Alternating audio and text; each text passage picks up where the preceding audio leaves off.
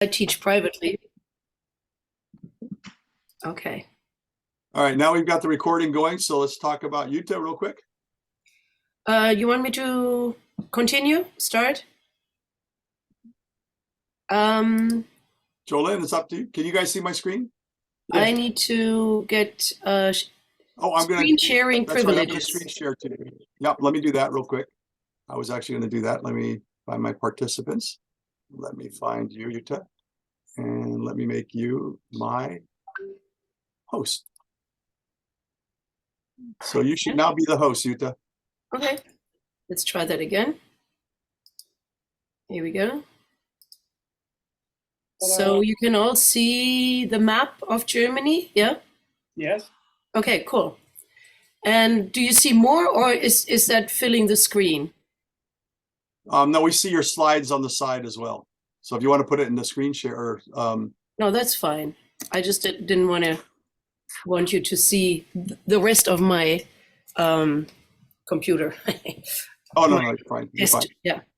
Okay, so I grew up in a city called Neuss in Germany, a map of the reunification. I grew up still in a divided Germany, so East Germany and the larger parts all one.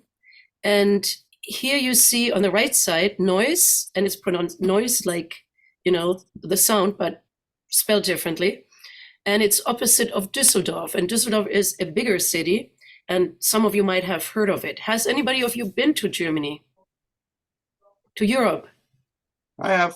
Yeah, I mean, I'm talking to the students and the high schoolers. I know you adults have, but has any of the high schoolers or students been to Europe or Germany? And one raised his hand. Okay, William. Okay. So it's quite different, right? So when I came to the United States, to Irvine, I was in shock because, well, anyway, so I'll rather follow the slides so we can do that together. So can you see which state Neuss Düsseldorf? You see Düsseldorf, is it on the big map, on the Germany map?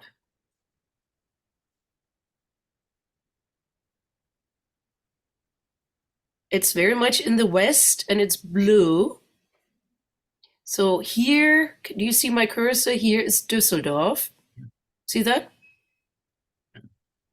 Yes. Yes. Okay, you have to put your glasses on or use a magnifying glass. Okay, good. So it's very much in the west. And of course, it's not isolated in Europe. There are countries next to it. Any idea where those or what those countries are? Holland and Belgium. So we were an hour away from Holland and Belgium. There is it's called a country corner. Okay. So anyway, so this is Düsseldorf here to the left, and Neuss is just opposite of it across the Rhine. This is the River Rhine here. Okay. So this is me as a child. And I grew up in Germany, obviously, and I'm on a vacation at the North Sea. So briefly going back, up here in the north is the North Sea, and to the right is the Baltic Sea. So we have just beaches and surfing and a lot of seaside stuff happening, just like in California. It's a lot colder though. Okay, now let's get to food. What did we eat in Germany that we don't eat usually here in the United States?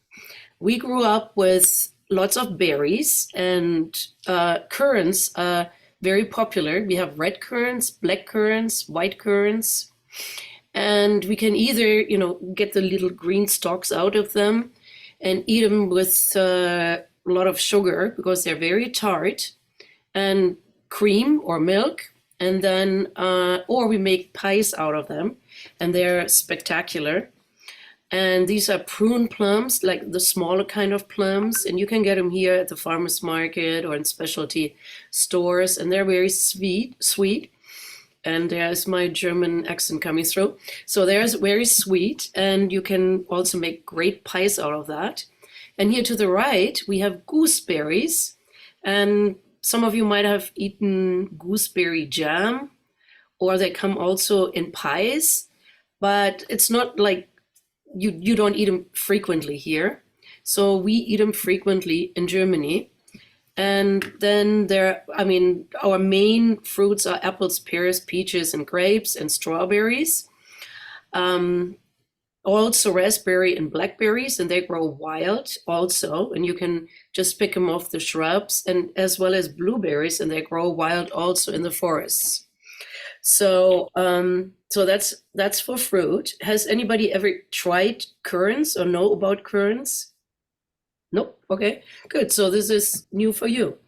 And we continue with vegetables. And of course, beyond bratwurst, which is meat, and sauerkraut, which everybody knows Germans eat, we eat a lot of vegetables, and a lot of them are not very well known or even unpopular here in the United States. For example,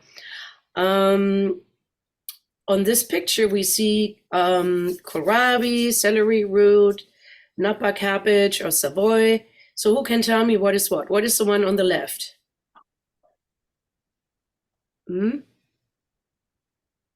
Anybody? What's the one in the middle? Cabbage. That's the cabbage. Yay. Okay, and it's kind of a wrinkly cabbage. So it's different, but that's kind of a staple. We eat it a lot. And we eat it with bratwurst or with pork or with, and for sure, with potatoes. Potatoes, I think, is the most commonly eaten vegetable in Germany, but I don't know. To the left is kohlrabi, and kohlrabi you can find also here on the farmer's market. And to the right is celery root. So me growing up, we never ate the celery stalks, the green stuff. We ate the celery root, interestingly. And you eat that in Waldorf salad or in soups or, yeah, that's... So you just chop it up is what you do? You chop it up, exactly. Oh. And then there are, if you go to a grocery store, to the produce sections, you see a lot of other vegetables you might be unfamiliar with. For example, white stalks. Any idea what that could be? Onion? Nope. Asparagus. So here they're all green. In Germany, they pride themselves in covering them up with soil so they stay white. They don't get exposed to light, which turns them green. So they want to keep them white because somehow they taste better. And each state or even region has a different favorite recipe and how to serve those white asparagus. And then we have black roots, and I don't even know how to translate those. I've never seen them here in the United States, but quite common in Germany. And they're called black roots. Yeah, so apparently, and I didn't know that, kohlrabi is in fact the most consumed vegetable in Germany, or no, more in Germany than anywhere else in the world. So Germany is the largest kohlrabi producer. It's sweet, crunchy, low calorie, nutrient rich, and it's a cabbage turnip that has been cultivated in Germany since the 16th century. Okay, you find it here on the farmer's market and in specialty stores. Then let's come to breakfast, or lunch and dinner as well. I did not know peanut butter for my childhood because it wasn't sold in German stores.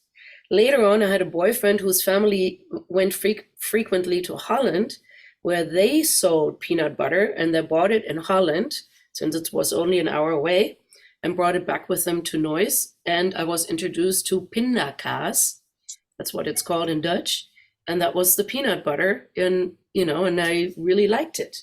However, we had our own peanut butter.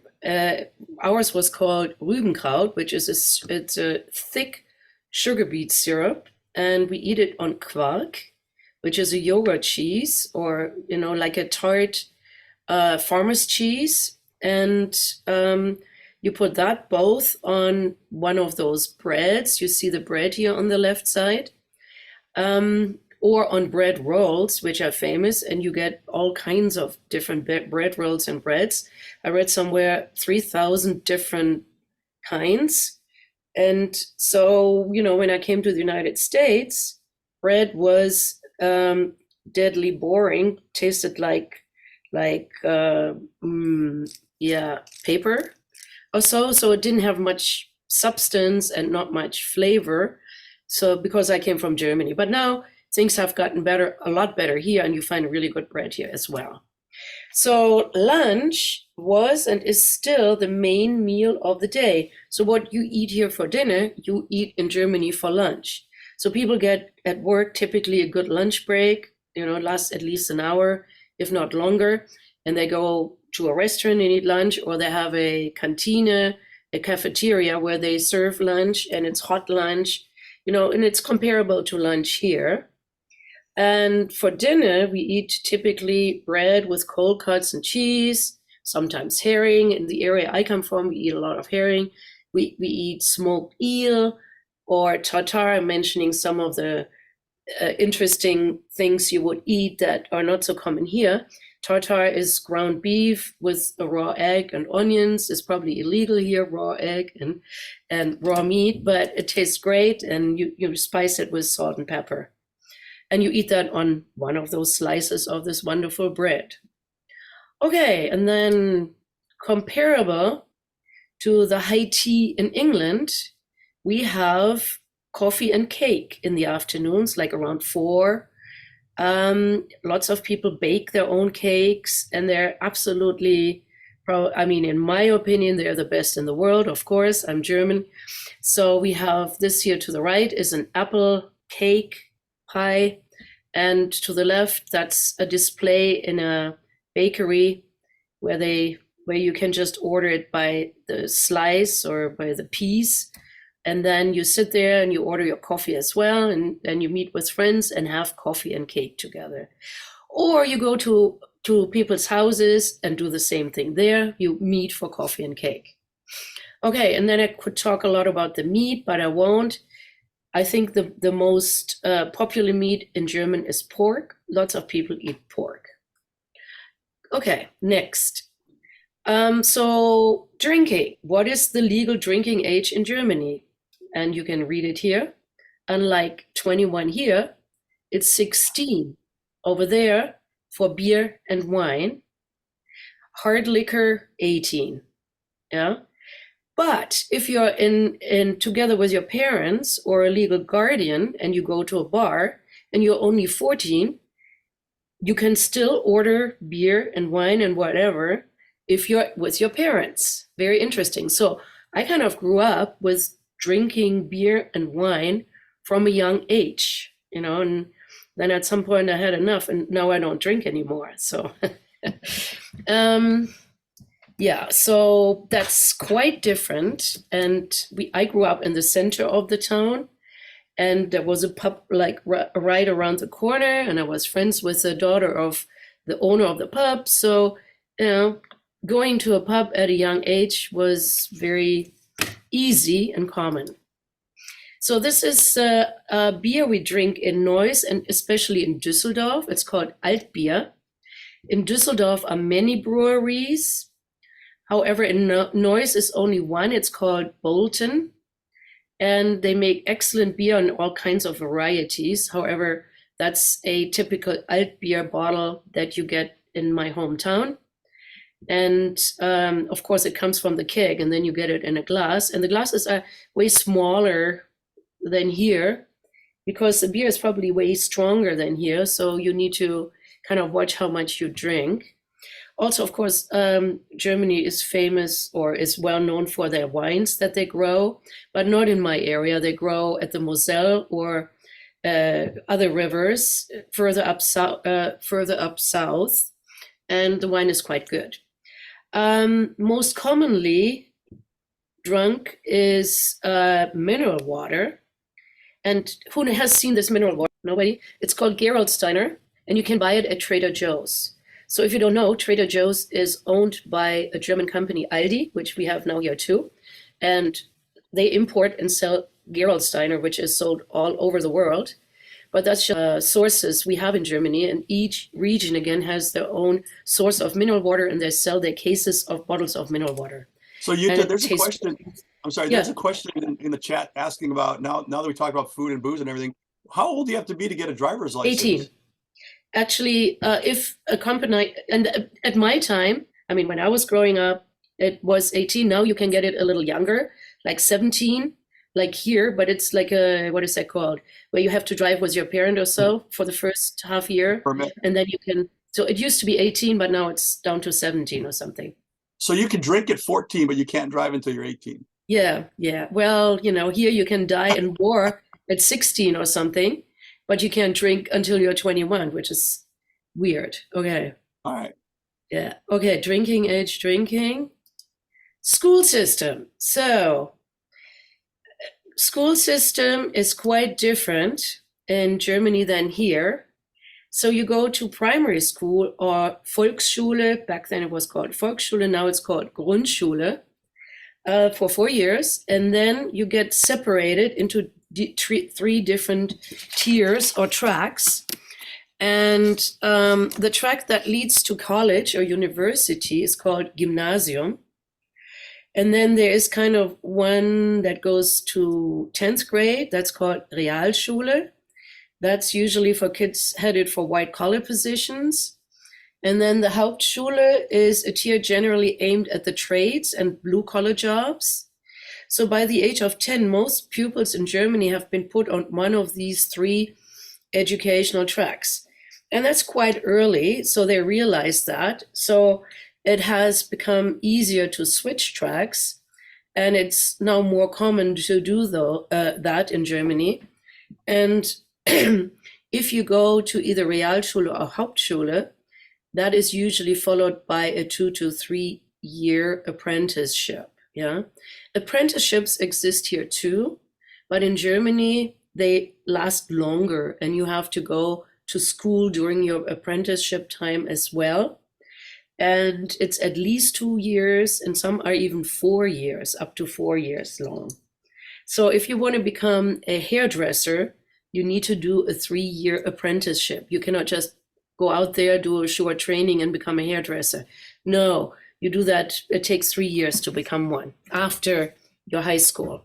So what's the time that you have to go to school? You have to go to school from age 6 to age 18. Now, Hauptschule ends like when you're 15 or 16, and Realschule maybe when you're 17. So you do have to add on some further education to that until you're 18 at least, okay? So my trajectory was I went to the Volksschule the first 4 years, and then I went to the Gymnasium. And here, that's me. I am in the Grundschule, and here, that's me, and that's a kind of a blurry picture, but whatever. I am in the Gymnasium, and that is actually my gymnasium, which is still there, and it's called Nelly Sachs Gymnasium. So And now, the gymnasium is the equivalent of a high school or college? yeah, they're all equivalent of high schools, the three that I mentioned, but only from the Gymnasium you can go directly to college. Oh. Yeah, it's kind of a college prep school. So do most kids know at that young age what No, they want to do? that's no, they don't. But you know, they are evaluated and get grades and all that. So, and as I said, it's not, you're not stuck in that track that you're on. You can either go down or up, you know, depending on where you are. So 28% of kids from the Grundschule, from the primary school, go on to Gymnasium, 40% to Realschule, and the rest to Hauptschule. So only 28 to 30% maybe to Gymnasium. Yeah. So Jutta, there's a question in the Yeah. chat asking about what's the legal working age? I think it's 15 for jobs, Okay. but full-time work is probably 18, because you have to go to school until you're 18. Hmm. But you can do jobs before that, and some students do that extensively. They work quite early and quite a lot, and of course their grades suffer. Yeah. Any more questions regarding school? So maybe I should mention that the time you go to school during the day is different than here. School starts at 8 or 8:10 or so, and goes typically to 1:30 or 1:50 maybe max, can end earlier, and you don't have afternoon school or not past 1:30 in general. So the sports that we do here that are integrated in school are usually not as integrated in high school. You do have, volleyball, basketball, and so on, but a lot less. And if you want to do that at a higher level, you join a club, and there are plenty of clubs. Jutta, one of the speakers that talked to us mentioned something about that the boys and girls were separated in their schools. Yeah, I went to an all-girls school, and that opened up at some point, and then we had one boy, among hundreds of girls, and then we had 5 by the time I graduated. But there's still all girls schools, all public girls schools, and all public boys schools. Yeah. Are those by choice or by direction? By choice. I mean, you can join a mixed school, whatever you want to do. Yeah. And one other question. Yeah. Are these elementary schools, the 3 tiers you talked about, yeah, are those considered the same as what we have here in this country as public schools? You don't have to pay for them? Yeah. Okay. And college in general is public too, and you don't have to pay or you have to pay a little bit, a fee, something, but it's nothing in comparison to here. Yeah. Is there like a direction that a lot of students migrate to, like in engineering or in science or something that Germany is famous for? Natural sciences, for sure. Germans were always famous for. And the Max Planck Institute in Karlsruhe is famous. And by the way, talking about student exchanges. So, I was not a Rotarian. I didn't know about Rotary growing up, but we went back now as Rotarians to my hometown. And my hometown itself has a thriving Rotary club, but it's all men still, very traditional. However, our good friends are in a Rotary club in the neighboring town, and they have a very thriving student exchange. And I met students from Peru, from Romania, from God knows where, and they have 10 students at a time or something. So if you're interested in looking into that more, I can connect you. I mean, there's of course official places too, but that was impressive to me how vibrant their exchange program was. Yeah. Okay. So at what age or what school level did there start to be dances?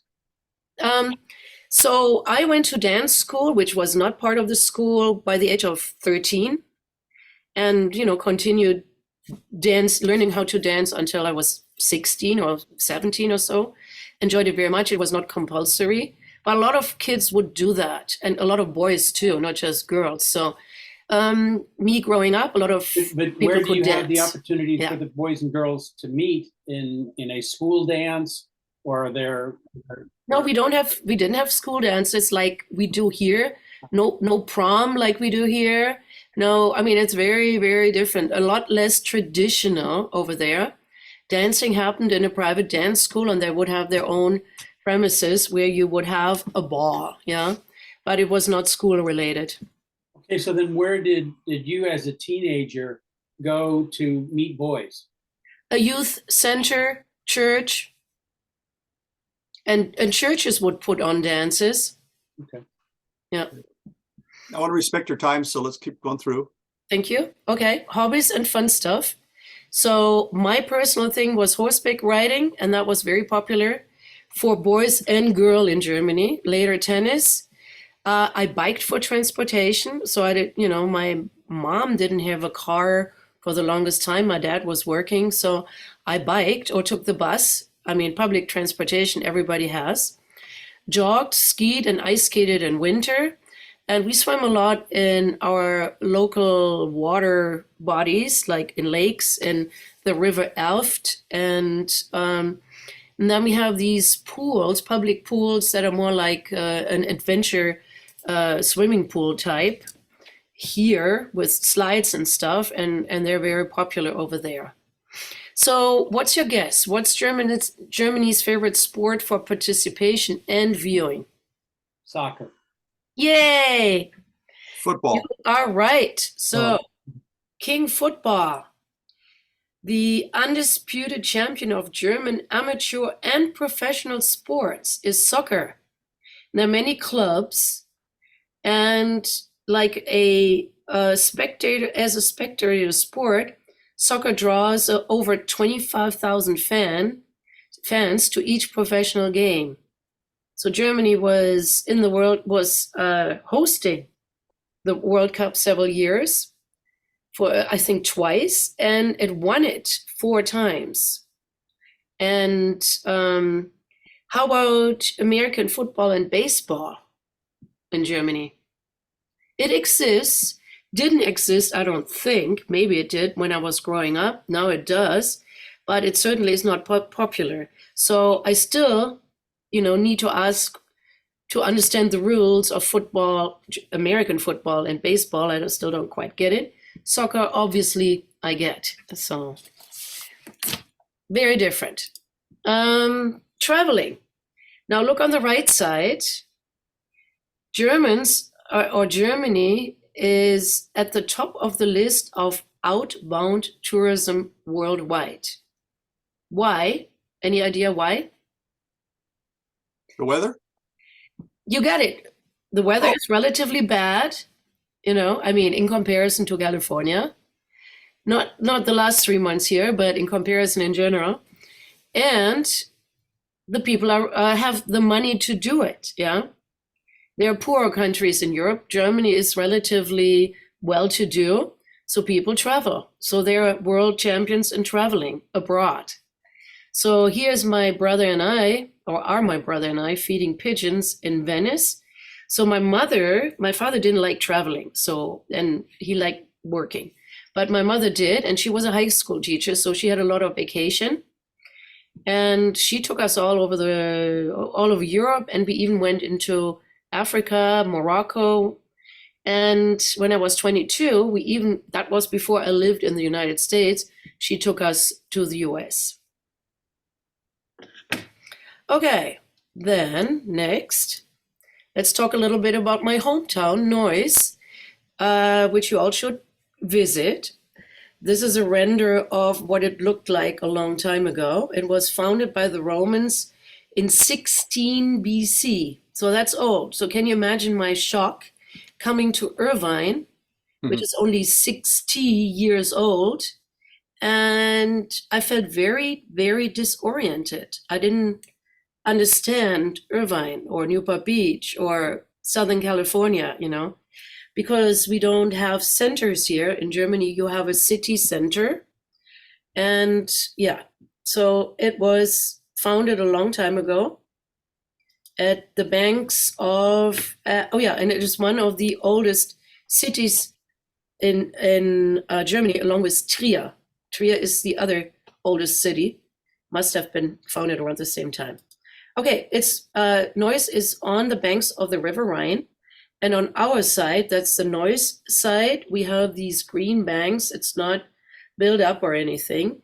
This is a view of Düsseldorf, which is on the other side, as well as this one. This is taken from Düsseldorf. So I grew up horseback riding on the Rhine. And when I was even smaller, my parents took me on the bike or along with the bike to the banks of the river. And then our favorite pastime was taping empty wine and beer bottles, plugging them up with cork or paper, and throwing them upriver into the Rhine. They would flow down pretty fast, and we would try to hit them with the rocks on the banks. So that was kind of our fun thing to do as a family. Okay, then This is our church. You know, the Rhineland is very Catholic, so this is a Catholic church. We have Protestant churches too, but Rhineland is Catholic, which is kind of fun. So we celebrate Mardi Gras big time, huge, and we celebrate a lot. And then, you know, if we sin, we go to confession and confess our sins, and then we sin again. So that's the good part about Catholicism, growing up with Catholicism, right? So my mom and I, we would go to the market on Saturday mornings. There's a farmer's market right in front of this church, and buy our vegetables. And then we would go inside of the church, light a candle, and there would often be an organ concert, and we would listen to the organ concert. Okay, and the church, was built between 12,009 and 1209 and 1230. And it's one of the best examples of Romanesque churches in Germany, if you know what that means. Is kind of a rounder build and a precursor of Gothic. Okay, and this is one preserved gate of the 13th century fortress wall. There were initially 6 of them, but this is still there. It's located in the south of the historical center and connected Neuss with Cologne. Okay, now to the most important event in Neuss. It's annual.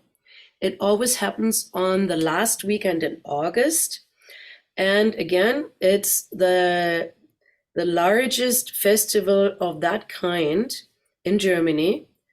7,500 marksmen march through the city in 2 parades a day, and they wear these interesting uniforms and carry flowers around with them, some of them. And then they have a shooting competition, and a king of that year is not elected, but they win the shooting competition and become king. Oh. And and everybody drinks a lot of beer, starts early in the morning, ends late at night, lasts 5 days, and it's quite wild. So as a child, it's kind of overtakes the whole city. And I participated because I was in horseback riding. I would take care of the horses and walk with the horses often, and didn't get enough sleep for that period of time that festival was on. Okay, and here are some more pictures. We also have a big fair, like here the fair in Costa Mesa, same thing there. And it started really in its current form after the occupation of the French by Napoleon Bonaparte. He was in Neuss, and in 1823 he left, or we kicked him out, and that's when it started. So the citizenry would be ready to avoid another occupation by another country or force or so. Just a few more minutes, Jutta. Yep. Okay. That's my favorite museum in Neuss. It's an outdoor museum on the banks of the river Elft, and it integrates art and nature. It's just beautiful. You can walk around for hours and see sculptures, and there are buildings too, and you can view all kinds of art works in that area. So it's if you ever get to go there, Düsseldorf, Neuss, visit that. It's beautiful. Okay, last slide. To the left, we see that's the city hall of Neuss, and there is a marketplace in front of that. And it's filled with outdoor restaurants, and they're very frequented in summertime. There are also some stalls that sell vegetables and produce further up front. And it's just a fun time to be there, watch people, sit there, drink your coffee, eat your lunch, and so on. This is the house I grew up in. It's new, relatively new. It was built in 1959. After it was bombed completely in World War II. This is owned by my family, and my father had to build it up from scratch because it was completely bombed. And this is the house we stay at now when we go to Germany and visit Neuss. It's owned by some friends, and it's just lovely and very old. Okay, so now you got an impression. Any questions? Go ahead and stop your share and then turn it back over to me. How do I turn it back over to you? Make Cedric the host. All right, Grayson, you got your hand up, buddy. Go for it. So I would like to ask how they teach about like the history of Germany, like in World War II and all that over there. Well, if you refer to the Holocaust, for example, I mean, that's taught extensively. And, you know, it's also always part of family history. So my family would talk about it and would like to talk about it because one grandfather was actually a war veteran from World War I and got to enter another war and hated the Nazis and all that. So he tried to help Jews, you know. So it's all around us and we learn about it all the time, and especially in school. Thanks, Grayson. Yeah, I kind of have a similar question to Grayson. So I was wondering, like, how was the Nazi influence portrayed in Germany's history courses? Well, very negative thing, and was explained how it came about, and it showed examples of we learned about the rhetoric that Hitler and Goering used and why it was so successful. And what made them rise to power. Germany was in tatters and needed to borrow money from the other countries, and then they had to pay humongous reparations and couldn't. And then they were susceptible to a strong man with a strong language and great promotional propaganda skills, which Hitler definitely had.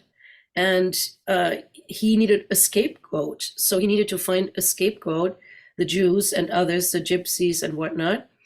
And through his relentless propaganda, which was mostly the radio back when, that could be promoted, and people believed it because that's the only thing they heard. They didn't hear the opposition because the opposition at some point was not allowed, you know. So it was a succession, a process of how he got into power, but he was very skillful and managed that very well with his propaganda tools. And we learned that in school. Wow. Okay. And, you know, Germany always had a problem. I mean, here you start your meetings with saying the Pledge of Allegiance. I don't think in Germany anybody ever did that. I mean, I heard never the Pledge of Allegiance during my whole high school years. Yeah, nobody would ever do that, you know, because we kind of were ashamed, I think, at least when I was growing up. Maybe not now anymore, but back then, yes. Remy. Thank you so much for your presentation. I heard you mention that there is a Rotary presence in Germany, and I was wondering what area of focus was really prominent in the country there. So, like, what are these community service projects geared towards? Don't know, but I know that this other club there has a strong exchange program, you know, so cultural connection. Then I know from the same club, they do a project yearly in Burundi. They equip them with like ambulance cars that can go around the villages and treat people. And so we work in Africa a lot. It's closer maybe than from here, from California. So that's our area of focus, maybe internationally, of our international focus. And then locally, I went to the one in my hometown to a presentation, and that was all about the environment, what could be done better, how could we recycle better, and so on. So I think the environment has a great focus. I have a quick question. I know that there was a female, I don't know if you want to call it prime minister or president Yeah, of Germany. Angela Merkel. Yeah, so how was she received Well, go ahead. and she was in power for 16 years or something incredible, you know, so she must have been received well enough in order to get reelected and reelected. Got it. And then the other question I was going to ask you is, you talked a lot about the foods and things, and all of us, because it was personal or because that's one of the industries that they focus a lot on is produce and food and so on and so forth. Is that one of the things that's really popular in Germany, is from an industrial standpoint? I wouldn't know. I think more like machinery and industrial products. Food is interesting in Germany itself, you know, because Germans like to eat their German foods. I don't know how it is seen internationally, but beer obviously is big and exported all over the world. But I think the main export items are machinery, engineering, products, and so on. Got it. William, you got one for us, or Joshua?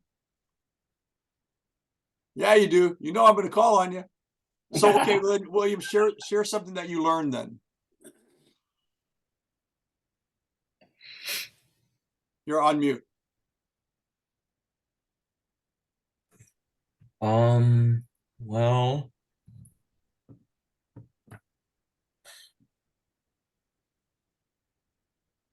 You want to try any of the foods that you saw there? I think he said he did. most of the things I already know. I grew up in Austria, so I know most of the foods. Oh yeah, Oh. okay. Yeah. So Quark is called Topfen in Austria. Did you know? I did not know that. Okay, so you find, you know, it has different names, same thing, Topfen in Austria. Okay. Yeah. So William, what were some of the differences between Austria and Germany that you learned? Well, there are definitely some different foods. But mostly the same. There weren't that many differences, really. No. Okay, cool. Yeah. How about you, Joshua? I think what's my favorite about Austria are the desserts. I mean, Yeah. even better than in Germany. There are a lot of desserts. Yeah. All right, Joshua, you're up, bud. Don't hide. What's a question you might have, or something that you took away from? Can you hear me? I can't see you, but we can hear you now. Oh, okay.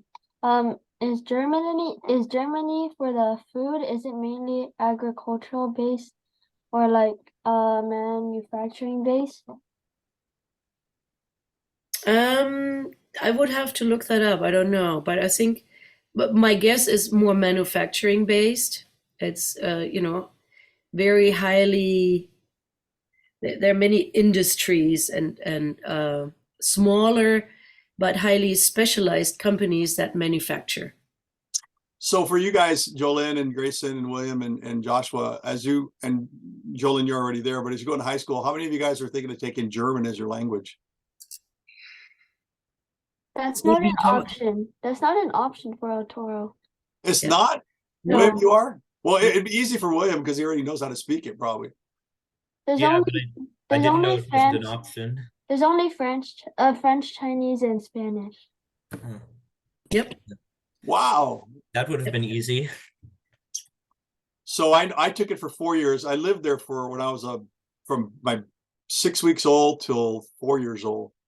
And then I took 4 years in German in high school. And the one thing that you have to remember, you have to learn when you first start that, is the Lorelei. So what's the history on the Lorelei, Jutta? The Lorelei is a rock, like a cliff in the Rhine, and there is a myth about it that she was a woman sitting on top of this cliff, combing her golden hair, and the boatsmen going by in their boats would look up to her and we would be transfixed and not watch the dangerous waters in the Rhine. They had currents, like dangerous currents there, and their boats would then capsize and they would drown. So that's the myth of the Lorelei. And I don't remember it all, but I know it goes, "Ik weiß nicht, was soll es bedeuten, dass ich so traurig bin." Very good. And there's a whole bunch more that I can't remember. Yeah. Any other last questions, comments, thoughts, or ideas? Anything for Jutta? Thank you, Jutta, so much for participating and for supporting Rotary, obviously. And I will show you guys while you guys are thinking about any last minute. Oh, you've disabled my participation share, so I need you to give me the hosting back again. So go to my part, go to me and just say make host. I gave you that. I don't know where to do that. Go to my picture and up there's like 3 dots probably in my picture. Oh, And there. then it says Okay. make me a host. Yep. Okay. Not yet. Mute, stop video chat, blah, blah, make host. Good. One more time. There you go. So just real quickly, guys, I always like to make sure you guys see what's going on here. So you should be able to see my screen here. So we talked about RILA. Again, that's something that I really encourage you guys as you get into your junior and senior, sophomore and senior, sophomore and junior years to check out, not senior, it should be sophomore and junior, I think, to check out, stick with us on that. The Rotary Youth Exchange Program, again, is something you should definitely consider at some point in time. I want to recognize Grayson and his mom for coming out and doing the Clean Lake Forest thing there. And you walked away like $25 and 2 pizzas. That's not a bad day, huh? We have a very special presentation coming up on Tuesday, the 4th, for you and your parents if you want to participate, but it'll be at the sports park. And it's just about mental health and teenagers and all the pressures you guys go under with social media and, you know, all those kind of things there. Just want to make sure you guys know that you're not alone and there's things that you should watch for with you and your friends and so on. So if you want to get your parents to participate in that, that'd be great. I really encourage you, if you guys are having fun with this program, to invite one of your buddies.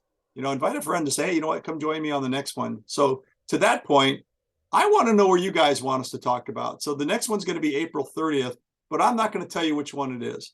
I'd like you to throw something inside the chat. Let me know what country you'd like to hear more about, and we'll go out and find that speaker for you. So before we close off, just drop me a note in there. And John, did you have any last comments, thoughts, or ideas? No, just Jutta, thank you so much for your time. Of course. Of course, what and the other presentations we always had, how difficult was it to get a date with a boy when you were in high school? Come on, Jutta. You know, since I went to an all-girls high school, maybe a little more difficult than it would be nowadays. Yeah, I don't know. I mean, I met him horseback riding because it was equally, you know, boys would horseback ride too, as I said. Yeah. So my first boyfriend was a fellow horseback rider. Was that picture of you in the horseback riding? Was that you? Yeah. Oh, wow. So you're like a jumper. You're an equestrian. Yep. Big time. 10 years. Wow. Wasn't my horse though. I rode a horse of somebody who didn't have the time to ride it. So he basically asked me to ride it, and I did. And all right, guys, put something in the chat, man. You gotta put a country that you guys want to learn about. Maybe something you guys are studying in school or something. In someone France or Canada. Okay. France and Canada. Yeah, quick info. So John will be sending out a Google form link after the meeting to let everyone give a rate for this meeting. And also, if you can think of any country right now, there will be also an option to jot down one of the countries in a Google form as well. Okay. Very good. Any other thoughts, comments, anything else? If not, thank you guys so much. We are 7 minutes over, but I appreciate you guys doing that. I hope you guys think about Rotary, and I hope you can tell your teachers and so on that maybe they can join us as well on these calls, and they may be able to use this towards some of the programs. Grayson, I think you had mentioned you're going to reach out to someone on Serrano Live or whatever that was. Was that it? I think it was. Yeah, I was gonna try to promote Rotary Interact and its project. So yeah. Yeah. Bring your cool, for brother, sure. Grayson. Yeah, your brother. So, Yeah. all right, guys. Well, listen, have a great evening. Good luck this week. Are you guys all got school this week? I know And you if don't. you have Randy. any more questions of Germany, ask Cedric for my contact and I can try to answer them. So, All right, guys. Thank you, Thanks, Bruno. everybody. bye. Thank Thanks, guys. Jolene, for putting it together. Yeah, of course. Bye. Oh, Cedric, Thank I you. wanted to mention that I'd be down to do a presentation after Ryla, just about Ryla. Oh, You're interested in? that's a great idea. So that would probably be like early May, maybe. Okay. Yeah, because when is your Ryla event? Ryla is the April end 13, of I think. April. 13 to 18, I think. Okay, yeah. So yeah, it'll be May. Yeah. Okay, sounds good. Cool. Done. We'll maybe do that as our Sunday evening event. Sounds good. Cool. Thanks, guys. Bye. Bye, Ruby.